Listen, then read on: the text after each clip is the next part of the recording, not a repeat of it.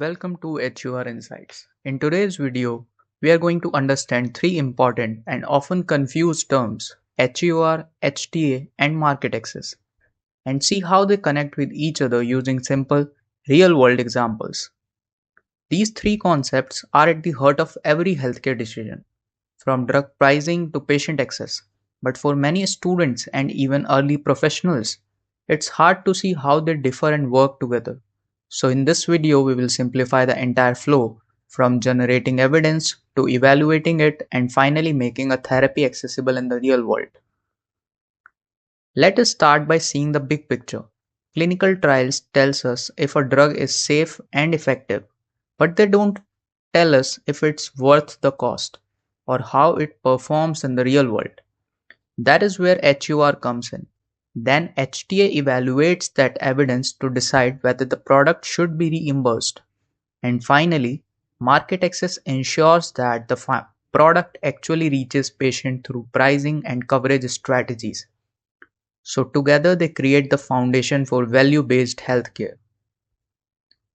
HEOR stands for Health Economics and Outcome Research. It's about understanding whether a healthcare intervention provides value for money. It combines economic, clinical, and humanistic outcomes, meaning we don't just look at cost, but also at how it improves a patient quality of life. HEOR uses tools like cost effectiveness, cost utility, and budget impact analysis, often supported by real world evidence. In short, HEOR is about generating evidence to show is this therapy worth the investment. Let's take a quick example. Imagine drug A and drug B treat the same condition. Drug A costs $10,000 more but gives patient an extra 0.5 quality adjusted life years or QALY.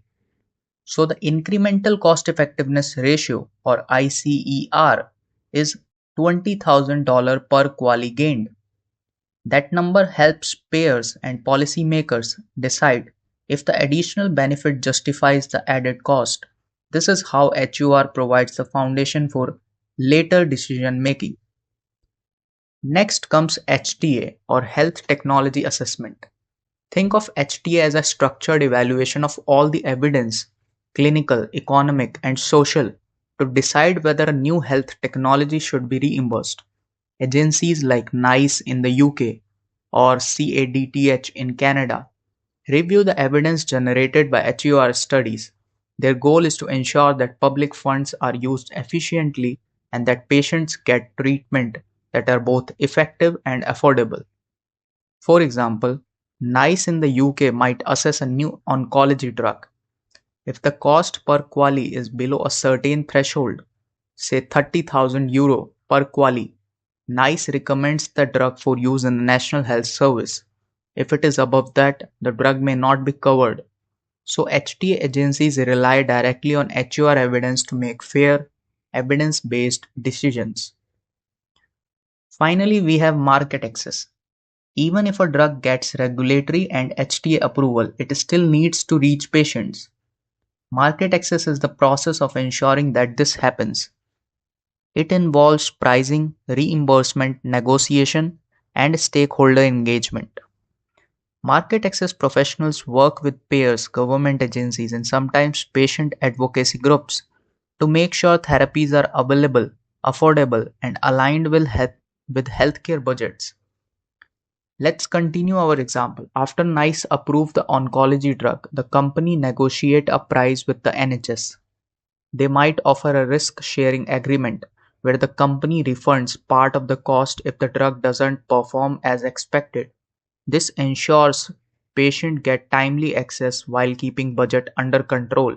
That is market access in action, turning policy into patient benefit. Now, how do these three fit together? HEOR generates the data, HTA evaluates that data. Market access uses those outcomes to execute strategy. They are not separate silos, they are stages of the same value journey, ensuring that every new healthcare innovation reaches the right patient at the right time at the right price. So to summarize, HEOR focuses on generating evidence of value, HTA focuses on evaluating that value, and market access focuses on delivering that value to the market. Each has distinct goals but all share one mission: making healthcare more efficient and patient centered. In real world practice, these teams work closely together. HEOR informs the HTA submission, HTA decisions shape pricing and reimbursement, and market access feedback helps refine future HEOR studies. It's a continuous cycle: evidence to access and access to new medicine. So that is how HEOR, HTA, and market access connect, from evidence generation to patient access. Understanding these functions is crucial for anyone aiming to start or grow their career in HEOR or market access roles. If you find this helpful, don't forget to subscribe to HEOR Insights for more videos simplifying healthcare research and career guidance. Thanks for watching and see you in the next video.